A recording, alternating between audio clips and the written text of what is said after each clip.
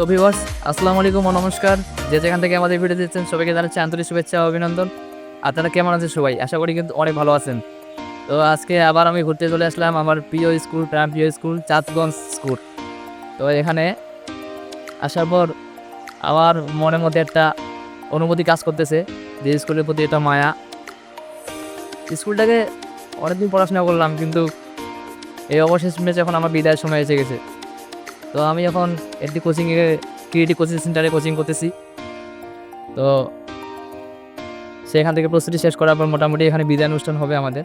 হওয়ার পর এখান থেকে আমরা সরাসরি বিদায় নিব। তো স্কুলে 10 বছরটা কাটিয়ে দিলাম। স্কুলের প্রতি একটা ইমোশনাল কাজ করতেছে, এটাই স্বাভাবিক। তো আপনারা কে কে স্কুলের ছাত্রছাত্রী তারা অবশ্যই কমেন্ট বক্সে জানাবেন। তো আশা করি আপনাদের দিনগুলো অনেক ভালো কাটুক। আর সামনে এসএসসি পরীক্ষা, সবাই মন দিয়ে পড়াশোনা করো, এটাই আশা করছি। যাতে একটা ভালো ফলাফল করে বাবা মার মুখে হাসি ফোটাতে পারো। আমার তো বাবা মা নেই, কি বলবো না। তো যাই হোক, সবাইকে ধন্যবাদ।